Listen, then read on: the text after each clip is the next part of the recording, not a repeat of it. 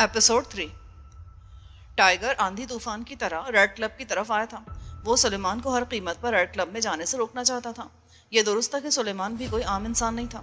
वो गुंडों बदमाशों से निपटना खूब जानता था।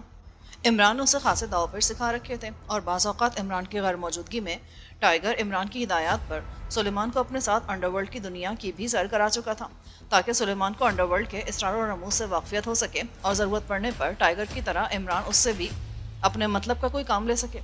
सुलेमान अच्छा सुराग रसा और फाइटर तो नहीं था, और ना ही उसका कभी गुंडों बदमाशों से पाला पड़ा था। इसलिए टाइगर का ख्याल था कि वो जल्दी इस माहौल से उगता जाएगा और इसके साथ ही अंडरवर्ल्ड में दिलचस्पी लेना छोड़ देगा।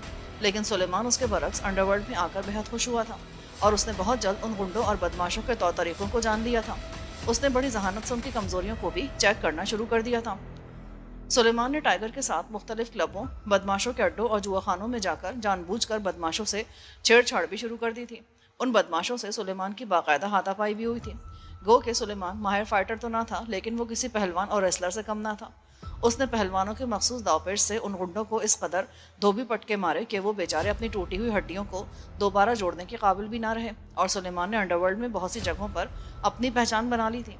उसने अंडरवर्ल्ड में अपना नाम बना लिया था, जो ब्लैक मास्टर के तौर पर उभर कर सामने आया था, और ब्लैक मास्टर का नाम सुनकर बहुत से गुंडों और बदमाशों का पसीना छूट जाता था। अंडरवर्ल्ड में ब्लैक मास्टर के नाम से सुलेमान ने जिस तरह अपना सिक्का जमाया था, टाइगर को यकीन हो गया था कि बहुत जल्द सुलेमान अंडरवर्ल्ड में वो मकाम हासिल कर लेगा जो उसने हासिल कर रखा था। इसलिए टाइगर सुलेमान की आहिस्ता आहिस्ता ट्रेनिंग भी करता जा रहा था। वो सुलेमान को स्टेप बाय स्टेप आगे लिए जा रहा था। उसने सुलेमान के लिए गुंडे और बदमाशों की कैटेगरीज बना रखी थी। वो चाहता था कि सुलेमान छोटे मोटे गुंडों के बाद बड़े गुंडों और बदमाशों का सामना करे। इसके अलावा उनसे भी बड़े गुंडों से टकराए, और जब इंतहाई महारत हासिल कर ले तब वो बड़े मगरमच्छों पर हाथ डाले। लेकिन अभी सुलेमान को बहुत कुछ सीखना बाकी था, और टाइगर ने रेड क्लब के जाशूदादा के बारे में भी ऐसा ही सुन रखा था कि वो इंसान कम और वहशी दरिंदा ज़्यादा है, जो ज़ुबान से कम और असलहे से बात ज़्यादा करना पसंद करता है। जाशू के बारे में टाइगर ने सिर्फ सुना ही था कि उसका खुद भी कभी जाशूदादा से टकराव नहीं हुआ था। इसलिए जब उसने इमरान से सुना कि सुलेमान जाशूदादा से टक्कर लेने के लिए रेड क्लब गया है, तो वो परेशान हो गया। टाइगर अभी कार मोड़ कर रेड क्लब जाने वाली सड़क पर आया ही था कि अचानक माहौल एक जबरदस्त धमाके से गूंज उठा। धमाका इस कदर जोरदार था कि टाइगर के हाथ भी स्टीयरिंग व्हील पर बहक गए। उसकी कार सड़क पर बुरी तरह लहरा गई, लेकिन उसने फौरन कार को संभाल लिया। टाइगर फौरन कार घुमाकर सड़क के किनारे ले गया। सड़क पर तेज रफ्तार कारें उलटती पुलटती हुई उसकी कार के करीब से गुजरती जा रही थी। पीछे से आती हुई तेज रफ्तार कार टाइगर के पीछे मौजूद एक कार से टकराई, और वो कार किसी जेट जहाज की तरह हवा में बुलंद होती हुई टाइगर की कार की तरफ आती दिखाई दी। टाइगर ने बैक मिरर में उस कार को देखा तो फौरन ब्रेक लगा दी। उसकी कार रुकी और हवा में बुलंद होती कार उसकी कार के ऊपर से गुजरती हुई सामने जा गिरी। धमाका इस कदर जोरदार था कि कार बुरी तरह कलाबाजियां खाती हुई आगे मौजूद एक ट्रॉलर से टकरा गई। टाइगर ये हौलनाक मंजर देखकर एक लम्हे के लिए साकित रह गया। टाइगर का दिमाग साए साए कर रहा था। खौफनाक धमाके की बाज गश्त अभी तक उसके कानों में गूंज रही थी। उसने जहां आग और गर्दो गुबार के बादल बुलंद होते देखे, वहां दूसरी बड़ी इमारतों के साथ रेड क्लब की इमारत भी थी। वही रेड क्लब जहां सुलेमान गया था, और टाइगर का दिल चीख चीख कर कह रहा था कि धमाके से कोई और इमारत नहीं बल्कि रेड क्लब ही तबाह हुई है। उसकी आंखों के सामने बार बार सुलेमान का चेहरा आ रहा था। अगर सुलेमान को कुछ हो गया तो मैं बॉस को क्या जवाब दूंगा? टाइगर ने खौफ से सोचा। उसका चेहरा सुता हुआ था। वो कार से निकलकर बेख्तियार आगे बढ़ा जा रहा था। उस पर मुसलसल धूल गिर रही थी, लेकिन उसे कोई परवाह नहीं थी। गर्दो गुबार में उसे आगे का मंजर भी दिखाई नहीं दे रहा था, लेकिन इसके बावजूद वो रुके बगैर आगे चला जा रहा था। अभी वो थोड़ी दूर क्या होगा कि उसे पुलिस मोबाइलों और एम्बुलेंसों के सायरनों की तेज आवाजें आई। इंतजामिया और रेस्क्यू टीमें शायद जाए हादसा की तरफ आ रही थी। टाइगर के कदम तेज हो गए। वो जल्द अज जल्द क्लब के करीब पहुंचना चाहता था। गो के उस हौलनाक तबाही में सुलेमान का जिंदा बच जाना नामुमकिनात में से था, लेकिन इसके बावजूद टाइगर को एक महूम से उम्मीद थी कि सुलेमान हलाक नहीं हुआ है, वो जिंदा है। पर कैसे, ये वो खुद भी नहीं जानता था। वो तेज तेज चलते हुए अचानक दौड़ना शुरू हो गया। वो कम होते गुबार में बेतहाशा दौड़ा चला जा रहा था। सड़क पर हर तरफ लाशें बिखरी हुई थी। थोड़ी देर में वो ठीक उस जगह पहुंच गया जहां रेड क्लब की बुलंदो बाला इमारत थी। अब वहां मलबे और बड़े से गड्ढे के सिवा कुछ नहीं था। धमाका इंतहाई ताकतवर बॉम्ब से किया गया था, जिससे रेड क्लब और उसके इर्द गिर्द की इमारतों के निशान भी मिट गए थे। अब वहां धुआं और आग था। तबाहशुदा इमारतों के इर्द गिर्द लाशें ही लाशें बिखरी हुई थी। जगह जगह मलबे के ढेर लगे थे। टाइगर जुनूनियों के अंदाज में इधर उधर भागता फिरा था। वो वहां नजर आने वाली एक एक लाश और एक एक बिखरे हुए आज़ा को देख रहा था, जैसे उनमें से कोई सुलेमान हो। इमदादी टीम्स जाए हादसा के नज़दीक पहुंच गई थी, और हर तरफ से भागने दौड़ने की आवाज़ें आ रही थी। सुलेमान, कहाँ हो तुम? थक हार कर टाइगर ने मलबे के ढेर पर बैठते हुए कहा। उसकी आंखें पथरा गई थीं। इस कदर तबाह होने वाले मलबे से सुलेमान की लाश तलाश करना भूसे से सुई ढूंढने के मुतरादिफ था। टाइगर अगर इमरान का शागिर्द था तो सुलेमान उसके साथ रहकर अब उसका शागिर्द बन चुका था, और अपने शागिर्द की हलाकत के ख्याल से ही टाइगर का दिल फटा जा रहा था। काश तुम मुझे बता देते तो मैं तुम्हें कभी इस तरफ आने का मशवरा ना देता सुलेमान। ना तुम इस तरफ आते और ना। इससे आगे टाइगर ना सोच सका। उसी लम्हे उसकी जेब में मौजूद ट्रांसमीटर की मखसूस बीप सुनाई थी तो वो चौंक पड़ा। उसने फौरन जेब में हाथ डालकर ट्रांसमीटर निकाल लिया। उसने फौरन एक बटन दबाया तो ट्रांसमीटर की बीप बंद हो गई। आग की दूसरी तरफ इमदादी टीमों के अफराद भागते फिर रहे थे, इसलिए टाइगर ने फौरन बीप बंद कर दी थी। वो जिस मलबे पर था वहाँ एक बड़ी सी दरार भी थी। टाइगर फौरन उस दरार में उतर गया। दरार नीचे जाकर दाएं तरफ मुड़ गई। अब जब तक कोई दरार में ना उतरता टाइगर उसको दिखाई नहीं दे सकता था। दरार में आते उसने एक बटन प्रेस करके ट्रांसमीटर ऑन किया। हेलो हेलो, प्रिंस ऑफ डम कॉलिंग, ओवर। इमरान की आवाज़ आई। Yes boss, T1 attending you, over. कहाँ हो तुम T1? अभी अभी इत्तला मिली कि रेड क्लब और उसके इर्द गिर्द की इमारतों को धमाके से उड़ा दिया गया है, ओवर। इमरान की बेचैनी से भरपूर आवाज़ सुनाई दी। यस बॉस, मैं उसी स्पॉट पर हूँ। इंतहाई खौफनाक तबाही हुई है। रेड क्लब के साथ बेशुमार इमारतें मलबे का ढेर बन गई हैं, ओवर। ओह, रियली वेरी बैड। तुम ठीक तो हो ना, ओवर। यस बॉस, जब ब्लास्ट हुआ तो मैं काफ़ी फासले पर था, ओवर। और सुलेमान, ओवर। उसका कुछ पता नहीं है बॉस। अगर वो क्लब में पहुंच गया था तब उसका जिंदा बचना नामुमकिनात में से है। यहाँ इंतहाई खौफनाक तबाही हुई है। बड़ी बड़ी और फलकबोस इमारतें मलबे का ढेर बन गई हैं। हर तरफ लाशें हैं, खून और जगह जगह आग लगी हुई है। लेकिन इसके बावजूद मेरा दिल ये मानने के लिए तैयार नहीं कि सुलेमान हलाक हो गया है। वो जिंदा है, मगर कहाँ है ये मैं नहीं जानता। हो सकता है सुलेमान भी मेरी तरह रास्ते में ही हो, या वो क्लब तक आया ही ना हो, ओवर। नहीं, वो रुकने वालों में से नहीं था। मैंने उसके चेहरे पर अज़म देखा था। वो जिस तरह तैयार होकर रेड क्लब गया था, मुझे यकीन था कि वो कुछ ना कुछ ज़रूर करके आएगा। इसलिए मैंने उसे जाने से नहीं रोका था। लेकिन उसके जाने से इस कदर खौफनाक रद्दअमल हो सकता है, इसका मैंने सोचा भी नहीं था, ओवर। इमरान के लहजे में कदरे भारीपन था। ओह, तो आपके ख्याल के मुताबिक रेड क्लब सुलेमान की वजह से तबाह हुआ है, ओवर। हो भी सकता और नहीं भी। हमें सबसे पहले इस धमाके के मोहरिकात के बारे में जानना होगा। महज सुलेमान के क्लब में जाने से पूरा क्लब उड़ा दिया जाए, ये बात हजम नहीं हो रही। वैसे भी सुलेमान को गए ज़्यादा देर नहीं हुई। वो फुल मेकअप में था। उसने जो मेकअप किया था वो आसानी से साफ़ होने वाला नहीं था, और ना ही उसके मेकअप को कोई कैमरा चेक कर सकता था। इसलिए इस इम्कान को अक्सर मुस्तरद कर दो कि सुलेमान की वजह से क्लब तबाह हुआ है, ओवर। तो फिर इस क्लब को किसने तबाह किया होगा, ओवर। तुम ब्लास्टिंग स्पॉट पर हो। वहाँ रुककर तुम ये मालूम करो कि धमाका किस कदर शिद्दत का था। क्लब उड़ाने के लिए वहाँ बम ब्लास्ट किया गया है या वहाँ डायनामाइट लगाया गया था। वहाँ से जिस कदर शवाहिद इकट्ठे कर सकते हो कर लो। जब तक कोई क्लू नहीं मिलेगा ये अंदाज़ा लगाना मुश्किल है कि रेड क्लब को क्यों तबाह किया गया है, ओवर। ओके बॉस, मैं कोशिश करता हूँ, ओवर। कोशिश नहीं, तुम्हें हर हाल में ये मालूम करना है कि क्लब की तबाही का मकसद क्या है। क्लब को ज़रूर किसी खास मकसद के लिए तबाह किया गया है, या फिर शायद ये उन शिद्दत पसंदों की कार्रवाइयों का शाखसाना है जो पाकेशिया की सालमियत के दुश्मन बने हुए हैं और मासूम और बेगुनाह लोगों को हलाक करके अपनी नफरतों और अपने नाम नहाद अना की तस्कीन के लिए मौत का भयानक खेल खेलते रहे हैं, ओवर। यस बॉस, मैं मालूम कर लूँगा, ओवर। पुलिस और इमदादी टीम्स वहाँ पहुँच चुकी होंगी। तुम रेड स्टार का कार्ड इस्तेमाल करो। किसी को अपने काम में मदाखलत मत करने देना। रेड स्टार कार्ड की वजह से कोई तुम्हारे आड़े नहीं आएगा, over. Yes boss, okay, over. Yes boss, okay boss से काम नहीं चलेगा टाइगर। तुम्हें क्लब की तबाही के मोहरिकात और असबाब जानने के साथ साथ वहाँ सुलेमान को भी तलाश करना है। अगर वो जिंदा है तो ठीक है, अगर नहीं तो मुझे उसकी लाश चाहिए। जब तक मैं उसकी तहजीज़ व तकफीन अपने हाथों से नहीं करूँगा मुझे सुकून नहीं आएगा। तुम नहीं जानते कि सुलेमान मेरे लिए क्या था, ओवर। मैं उसे तलाश करता हूँ बॉस, ओवर। ओके, जैसे कुछ मालूम हो फ़ौरन मुझे कॉल करना। मैं तुम्हारी कॉल का मुंतज़िर रहूँगा, over. Yes boss, over. Okay, over and all. इसके साथ ही राब्ता ख़त्म हो गया। टाइगर ने ट्रांसमीटर जेब में डाल लिया। दराड़ के बाहर बदस्तूर दौड़ने भागने की आवाज़ें आ रही थीं। टाइगर चंद लम्हे सोचता रहा और फिर वो आहिस्ता आहिस्ता दरार से निकलकर बाहर आ गया। उसके चेहरे पर नया वलवला और नया अज़म था, जैसे उसने इमरान के हुक्म पर काम करने का मुसम्मम इरादा कर लिया हो। ये एक छोटा सा कमरा था। कमरे में मौजूद कुर्सी पर सुलेमान सर झुकाए बैठा था। उसकी आंखें बंद थी और सांस लेने के सिवा उसके जिस्म में कोई हरकत ना थी। उसके दोनों हाथ पीछे बंधे हुए थे। वो बेहोश था। उस कमरे में सिवाय इस कुर्सी के और कुछ ना था। कुर्सी के बिलमुकाबिल एक दरवाज़ा था जो बंद था। छत पर एक बल्ब रोशन था। अचानक सुलेमान के जिस्म में हरकत हुई और उसने कराहते हुए आंखें खोल दी। उसके जहन में तूफान सा पैदा हो रहा था। अपने कानों में सीटियाँ सी बजती महसूस हो रही थी। वो चंद लम्हे सर झटकता रहा پھر اس کا ذہن اعتدال پر آتا چلا گیا۔ چند لمحوں بعد اس کے دماغ نے کام کرنا شروع کر دیا۔ وہ بلیک ماسٹر بن کر ریڈ کلب میں داخل ہوا تھا اور اس نے کلب میں آ کر کاؤنٹر مین کے ذریعے جاشو دادا سے بات کرنے کی کوشش کی تھی، تو اسے معلوم ہوا تھا کہ کلب کا مالک جاشو نہیں بلکہ کوئی غیر ملکی تھامسن میکلین ہے۔ چنانچہ سلیمان نے اس سے ملنے کا فیصلہ کر لیا تھا۔ تھامسن میکلین کے دفتر میں آتے سلیمان کو احساس ہوا تھا خطرے کا، لیکن اس کا خیال تھا کہ وہ تھامسن میکلین کو آسانی سے ہینڈل کر لے گا۔ وہ اس سے ڈی ایل کے بارے میں جاننا چاہتا تھا کہ یہ ہے کیا بلا۔ اگر یہ کسی نشے کا نام ہے تو اس نشے میں ایسی کون سی بات تھی کہ اس نشے کو نہ لینے سے انسان کی حالت اس قدر خراب ہو جاتی ہے۔ لیکن میکلین کو شاید اس پر شک ہو گیا تھا۔ اس نے سلیمان کو اچانک راڈز والی کرسی پہ جکڑ دیا تھا اور وہ کرسی سمیت زمین میں دھنس گیا تھا۔ سلیمان کو انتہائی تیز اور ناگوار بو کا احساس ہوا تھا۔ اس نے سانس روکنے کی کوشش کی لیکن کامیاب نہ ہوا اور اس کے ذہن میں اندھیرا بھر گیا۔ اس کے بعد اسے اب ہوش آیا تھا۔ سلیمان آنکھیں کھولے کمرے کا جائزہ لے رہا تھا کہ اچانک سامنے کا دروازہ ایک دھماکے سے کھلا۔ دروازے سے 2 افراد اندر آئے۔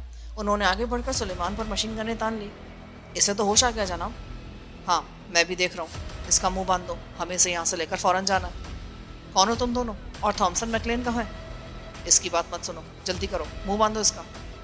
دوسرے آدمی نے کہا تو پہلے والے نے اپنی مشین گن اسے پکڑائی اور تیزی سے سلیمان پر جھپٹا۔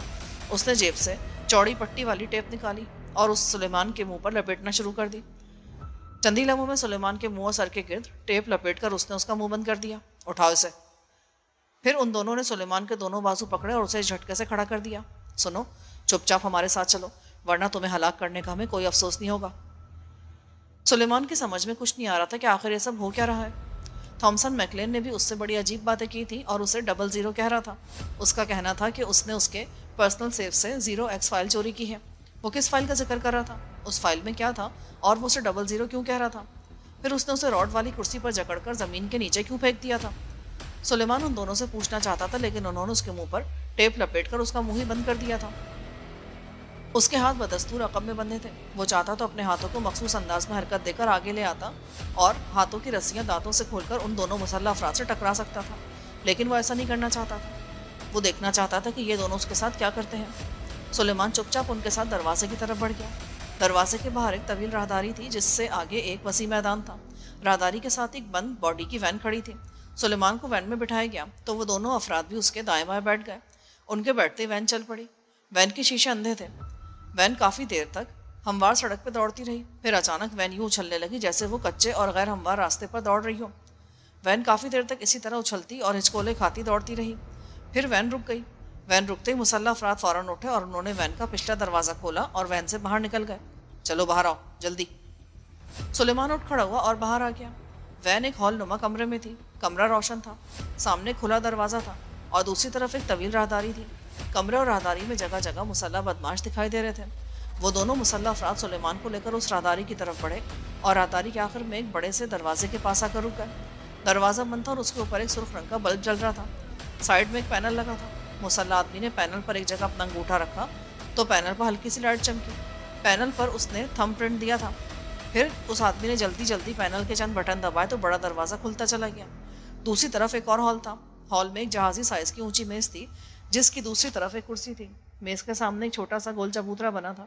اس چبوترے پر ایک لوہے کی کرسی رکھی تھی۔ دونوں آدمی سلیمان کو اس چبوترے کی طرف لے گئے اور اسے کرسی پر بٹھا دیا۔ اس کے دونوں بندھے ہوئے ہاتھوں کی رسیاں کھول دی اور اس کے بازوؤں کو کرسی کے بازوؤں پر رکھ کر سائڈوں میں لٹکی ہوئی چمڑے کی بیلٹ سے باندھ دیا گیا۔ اسی طرح اس کی پنڈلیوں کو بھی کرسی کے پایوں سے باندھ دیا گیا۔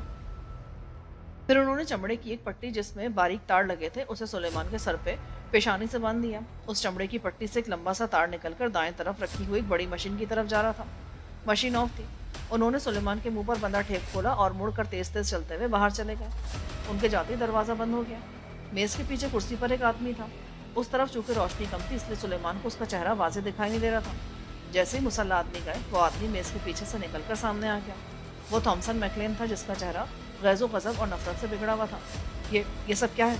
میرے ساتھ ایسا سلوک کیوں کیا جا رہا ہے؟ پہلے تم مجھے اپنا نام بتاؤ، اصلی نام۔ میں تمہیں اپنے بارے میں بتا چکا ہوں، میں بلیک ماسٹر ہوں۔ بکواس مت کرو، میں نے کریمیا میں ماسٹر گروپ کے سربراہ سے بات کی تھی۔ اس گروپ میں کوئی بلیک ماسٹر نہیں ہے اور نہ ہی سربراہ نے تمہیں یہاں بھیجا تھا، اس لیے تمہاری خیریت اسی میں ہے کہ تم کھل جاؤ اور مجھے اپنے بارے میں سب کچھ سچ سچ بتا دو۔ سلیمان ایک طویل سانس لے کر رہ گیا۔ میرا تعلق ماسٹر گروپ سے ہی ہے تھامسن، ضروری نہیں کہ میں نے تمہیں اپنا اصلی نام بتایا ہو، اور میں نے تمہیں کب کہا تھا کہ مجھے تمہارے پاس ہیگرڈ نے بھیجا ہے؟ تو پھر تم کیوں آئے تھے یہاں، اور ڈی ایل کے بارے میں کیا جانتے ہو؟ میں نے کچھ عرصہ قبل ماسٹر گروپ کو چھوڑ دیا تھا اور پاکیشا شفٹ ہو گیا تھا۔ میں پاکیشا کے بڑے شہر لائٹ سٹی میں رہتا ہوں۔ میں نے وہاں اپنا کلب بنا رکھا ہے، ماسٹر کلب۔ اس کلب میں ہر قسم کے قانونی اور غیر قانونی دھندے کرتا ہوں۔ میرے کلب میں خاص طور پر نمبر 1 کوالٹی کی منشیات استعمال ہوتی ہے، جسے میں امپورٹ بھی کرتا ہوں اور ایکسپورٹ بھی۔ میرا دھندا عروج پر ہے، لیکن اس کے باوجود میں سیٹسفائی نہیں تھا۔ میں چاہتا تھا کہ منشیات کے دھندے میں سب سے بڑا اور اونچا نام میرا ہو، صرف میرا۔ دنیا کا کوئی نشہ، کوئی ڈرگس ایسی نہ ہو جس کے بارے میں مجھے علم نہ ہو اور نہ وہ میرے کلب میں دستیاب نہ ہوتی ہو۔ اس لیے میں نے ایک بڑا نیٹ ورک قائم کر لیا جو مجھے دنیا میں متعارف ہونے والی نئی سے نئی ڈرگس کے بارے میں اطلاعات دیتے ہیں، اور ان نشیلی ادویات کا استعمال سب سے پہلے میرے کلب میں کیا جاتا ہے۔ اس طرح مجھے تمہارے کلب کے متعلق اطلاع ملی کہ تمہارے کلب میں ڈی ایل نامی ایک نشہ متعارف ہوا ہے جو تیزی سے مقبولیت حاصل کر رہا ہے، اور یہ ایسا نشہ ہے جسے ایک بار استعمال کرنے والے کو دوسرے کسی بھی نشے کی ضرورت نہیں رہتی۔ میرے آدمیوں نے تمہارے کلب میں آ کر اس نشے کے بارے میں معلومات حاصل کرنے کی کوشش کی، لیکن تمہارے کلب کی سیکیورٹی بے حد ٹائٹ تھی۔ باوجود کوشش کے مجھے اس نشے کی اصلیت اور اس کے اصل نام کا کچھ پتہ نہ چل سکا۔ اس لیے میں خود یہاں آ گیا کہ تم سے مل کر ڈی ایل کے بارے میں جان سکوں اور تم سے ڈیل کر سکوں۔ لیکن تم تو جاشو دادا سے ملنے کے لیے آئے تھے۔ میری معلومات کے مطابق اس کلب کا کرتا دھرتا جاشو دادا ہی تھا۔ تم پسے پڑتا رہتے تھے۔ جاشو دادا کے ذریعے ظاہر ہے میں تم سے ہی ملنا چاہتا تھا۔ تم نے فون پر خود مجھ سے بات کی تو میں نے جاشو دادا کو اسی وقت ذہن سے نکال دیا۔ لائٹ سٹی میں تمہارا ماسٹر کلب کہاں ہے؟ یہ سب میں تمہیں بعد میں بتاؤں گا، پہلے تم مجھے بتاؤ کہ تم میرے ساتھ ایسا سلوک کیوں کر رہے ہو؟ میں نے تمہارا کیا بگاڑا ہے، اور یہ کون سی جگہ ہے؟ اگر میں کہوں کہ تمہاری وجہ سے میرا ریڈ کلب تباہ ہو گیا ہے تو پھر؟ میکلے نے اسے تیز نظروں سے گھورا تو سلیمان بری طرح چونک پڑا۔ ریڈ کلب تباہ ہو گیا؟ پر کب؟ جب تم میرے آفس آئے تھے اور میں نے تمہیں کرسی سمیت ایک تہخانے میں پہنچایا تھا تو میں نے اس تہخانے میں 96B گیس پھیلا دی تھی تاکہ تم بے ہوش ہو جاؤ۔ مجھے تم پر شک تھا کہ تم بلیک ماسٹر نہیں ہو بلکہ وہ آدمی ہو جس کا میں بے صبری سے انتظار کر رہا تھا۔ میں تم سے پوچھ گچھ کرنا چاہتا تھا، اس لیے میں فوراً تہخانے میں آ گیا جہاں تم بے ہوش تھے۔ تہخانے میں آتے ہی ڈبل لاک سسٹم آن کر دیا تھا میں نے۔ ڈبل لاک سسٹم میری اپنی ایجاد ہے جس سے عام کمرے کو انتہائی ہارڈ اور ناقابل تسخیر بنا دیا جاتا ہے۔ اس سسٹم کے تحت نہ صرف کمرہ مکمل طور پر ساؤنڈ پروف ہو جاتا ہے بلکہ دیواریں اور چھت اس قدر ہارڈ ہو جاتی کہ انہیں ایٹم بم سے بھی تباہ نہیں کیا جا سکتا۔ میں چونکہ تم سے تنہائی میں بات چیت کرنا چاہتا تھا اس لیے میں نے احتیاطاً ڈبل لاک سسٹم آن کیا تھا، لیکن میں نہیں جانتا تھا کہ میری ہی احتیاط میری زندگی کی ضمانت بن جائے گی۔ میں نے جیسے ہی لاک سسٹم آن کیا اچانک کلب میں ایک ہولناک دھماکہ ہوا اور کلب کی عمارت یوں اڑ گئی جیسے پھونک مارنے سے کپاس کے ریشے ہوا میں بکھر جاتے ہیں۔ دھماکہ اس قدر خوفناک اور شدید تھا کہ ریڈ کلب کے ارد گرد کی عمارتیں بھی غائب ہو گئی ہیں۔ اگر ہم دونوں ہارڈ روم میں نہ ہوتے تو ان عمارتوں کے ساتھ ہمارے بھی ٹکڑے اڑ گئے ہوتے۔ دھماکے سے کمرہ لرزہ ضرور تھا لیکن تباہ نہیں ہوا۔ میں فوراً اس تہخانے کا خفیہ دروازہ کھول کر باہر گیا تو یہ دیکھ کر ششدر رہ گیا کہ جہاں کچھ دیر پہلے میرا شاندار ریڈ کلب اور فلک بوس عمارت تھی وہاں آگ، خون اور گرد و غبار کا طوفان پھیلا ہوا تھا۔ میں فوراً واپس آیا اور پھر میں نے تمہیں راڈز والی کرسی سے آزاد کیا اور تمہیں اٹھا کر وہاں سے نکلتا چلا گیا۔ اس تہخانے کے ساتھ ایک طویل سرنگ تھی جو نیچے ہی نیچے وہاں سے دور ایک اور عمارت میں نکلتی تھی۔ اس خفیہ عمارت اور سرنگ کے بارے میں میرے سوا کوئی نہیں جانتا تھا۔ سرنگ میں بھی ڈبل لاک سسٹم کام کر رہا تھا، اس لیے سرنگ بھی تباہی سے محفوظ رہ گئی تھی۔ بہرحال میں تمہیں وہاں سے نکال کر لے گیا اور دوسری عمارت میں لے آیا۔ دوسری عمارت میں لا کر میں نے تمہیں طویل مدت کے لیے بے ہوش کرنے والا انجیکشن لگایا اور اپنے کلب کی تباہی کے بارے میں جاننے کے لیے باہر نکل گیا۔ ریڈ کلب اور اس کے ارد گرد کی عمارتیں روئی کی گالوں کی طرح اڑ گئی تھیں۔ سینکڑوں لوگ مارے گئے۔ اس تباہی کو دیکھ کر ایسا لگ رہا تھا جیسے وہاں ایٹم بم مارا گیا ہو۔ اس قدر خوفناک تباہی دیکھ کر غم و غصے سے میرا برا حال ہو گیا۔ مجھے ایسا لگنے لگا جیسے کلب کی تباہی کے پیچھے تمہارا ہاتھ ہو، کیونکہ تمہارے آنے کے بعد یہ دھماکہ ہوا تھا اور میرا سب کچھ ختم ہو گیا تھا۔ لیکن پھر میں نے سوچا اگر اس کلب کی تباہی کے پیچھے تمہارا ہاتھ ہوتا تو تم میرے ساتھ کلب میں نہ ہوتے۔ بہرحال میں نے تمہیں وہاں سے نکالا اور یہاں لے آیا۔ لیکن تم ہو کون اور تمہارا میرے کلب میں آنے کا مقصد کیا ہے؟ اب یہ تم مجھے خود بتاؤ گے۔ تمہارا کلب تباہ ہو گیا ہے، کلب کے ساتھ دوسری عمارتیں بھی تباہ ہوئی ہیں اور سینکڑوں بے گناہ افراد ہلاک ہو گئے۔ یہ سن کر مجھے واقعی بے حد دکھ اور افسوس ہو رہا ہے۔ میں تمہیں اپنے بارے میں بتا چکا ہوں، اگر تم چاہو تو تصدیق کے لیے میں تمہیں لائٹ سٹی میں اپنے ماسٹر کلب تک لے جا سکتا ہوں۔ اگر چاہو تو میں یہیں سے فون پر تمہاری اپنے آدمیوں سے بات کرا دیتا ہوں جو تمہیں میرے بارے میں سب بتا دیں گے۔ سلیمان نے اطمینان بھرے لہجے میں کہا، اور ریڈ کلب کی حیرت انگیز طور پر تباہی کا سن کر اس کے ذہن نے بھی قلع بازیاں کھانا شروع کر دی۔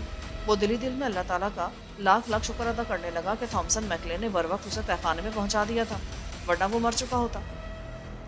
دیکھو رابرٹ، میرے سامنے خواہ مخواہ اڑنے کی کوشش مت کرو۔ میرا اتنا بڑا نقصان ہوا ہے، میں بہت غصے میں ہوں۔ ایسا نہ ہو کہ میں اپنا سارا غصہ تم پر نکال دوں. تم میرے بارے میں کچھ نہیں جانتے. کلب میں سب مجھے خونخوار بھیڑیے کے طور پر جانتے ہیں، اور جب میں انسان سے بھیڑیا بنتا ہوں تو پھر میں کچھ نہیں دیکھتا. میرے سامنے بچہ ہو یا جوان، میں اس کے ٹکڑے اڑا دیتا ہوں. اس لیے تمہاری بھلائی اسی میں ہے کہ مجھے بھیڑیا بننے پر مجبور مت کرو اور سچ بتا دو. رابرٹ، یہ میرا نام نہیں ہے.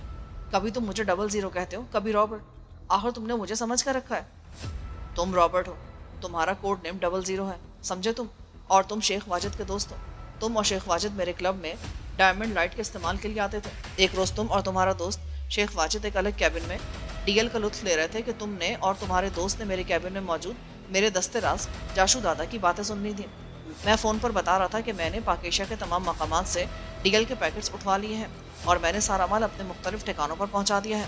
میں نے جاشو سے بھی کہا تھا کہ جن ٹھکانوں پر میں نے مال پہنچایا ہے ان تمام جگہوں کے ایڈریسز اور مال کی تفصیل میں نے ایک فائل میں درج کر لی ہے اور وہ فائل حفاظت سے میرے سیف میں ہے. اس کے بعد اسی رات تم میرے آفس میں گئے، میرا خفیہ سیف کھولا اور اس میں سے ڈی ایل کی فائل نکال کر لے گئے. مجھے حیرت اس بات پر ہے کہ تمہارا اس فائل سے کیا مطلب ہو سکتا تھا. تمہیں میرے آفس تک رسائی کیسے ملی اور تم میرے سیف تک کیسے پہنچے، حالانکہ اس سیف کا نمبر صرف مجھے معلوم ہے.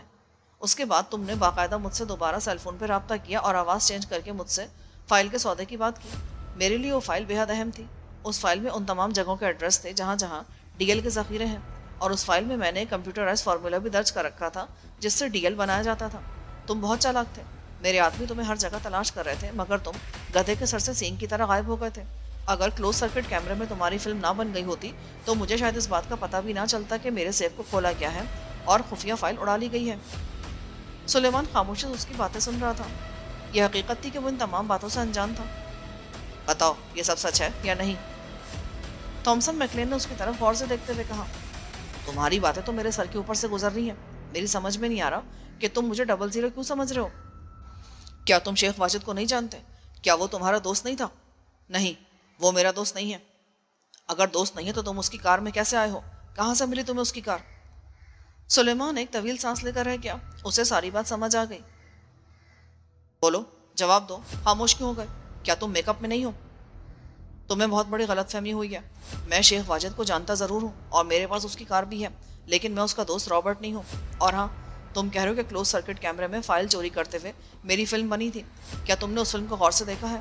اس فلم میں میرا یہی حلیہ تھا اور میرا قد کاٹ ایسا ہی تھا. میکلین بے اختیار چونک پڑا. حلیہ تو تم میک اپ کر کے بدل سکتے ہو، لیکن قد کاٹ؟ اوہ، تمہارا قد کاٹ تو وہ نہیں ہے جو میں نے فلم میں دیکھا تھا. میکلین نے حیرت سے کہا. پھر تم کیسے کہہ سکتے ہو کہ میں ہی وہ چور ہوں؟ تو پھر شیخ واجد کی کار وہ تمہارے پاس کہاں سے ہے؟ شیخ واجد کو میں بخوبی جانتا ہوں. اس کا تعلق بڑے خاندان سے ہے، لیکن وہ بہت کنجوس آدمی ہے. اپنی کار وہ کسی کو نہیں دیتا. یہاں تک کہ اس کا دوست رابرٹ بھی اس سے کار مانگے تو وہ اسے بھی صاف انکار کر دیتا ہے. تب پھر تم خود ہی سوچو کہ وہ کار میرے پاس کیسے ہو سکتی ہے. سلیمان مسکرا دیا. تم بتاؤ، کہاں سے ملی تمہیں کار؟ میں ایئرپورٹ سے ریڈ کلب کی طرف آ رہا تھا کہ میں نے مارگن روڈ پر ایک کار کو بری طرح سے لہراتے دیکھا. اس کار میں جو نوجوان تھا اس کی حالت بہت خراب تھی. میں ٹیکسی میں تھا. نوجوان نے کار سڑک کنارے روکی تو میں نے بھی ٹیکسی رکوا لی.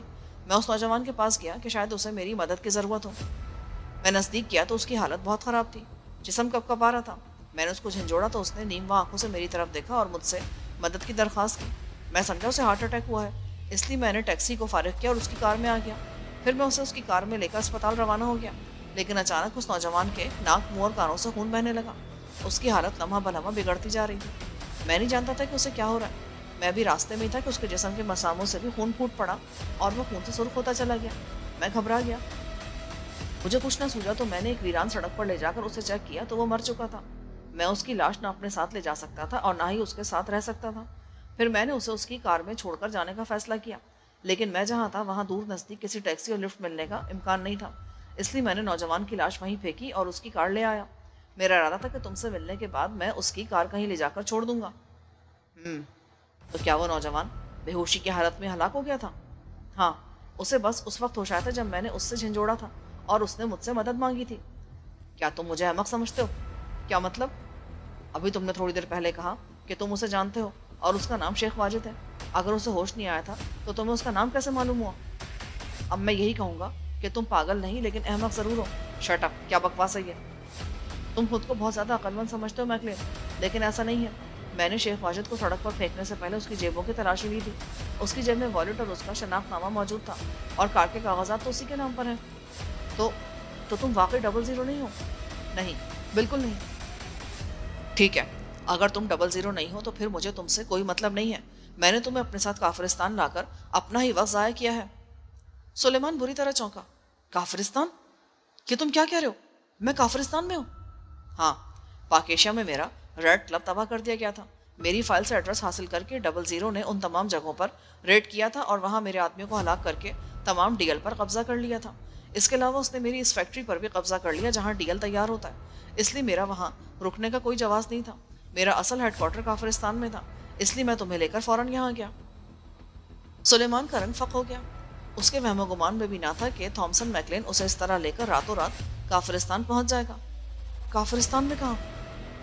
سلیمان نے سرسراتے لہجے میں پوچھا. تم جان کر کیا کر لو گے بلیک ماسٹر؟ تم میرے لیے قطعی طور پر غیر اہم ہو، اس لیے اب چھٹی کرو. میکلین نے کہا اور جیب سے ایک ریموٹ کنٹرول نما آلہ نکال لیا. اس نے دوسری طرف پڑی ہوئی مشین کی طرف آلے کا رخ کر کے ایک بٹن دبایا تو اچانک مشین آن ہو گئی. یہ تم کیا کر رہے ہو؟ سلیمان بوکھلا گیا. تم اس وقت الیکٹرک چیئر پر بیٹھے ہو. میں نے مشین آن کر دی ہے، بس اب ایک بٹن اور دبانے کی دیر ہے. اس چیئر میں انتہائی طاقتور کرنٹ دوڑ جائے گا اور پھر تمہارا کیا حشر ہوگا یہ تم بہتر طور پر سمجھ سکتے ہو.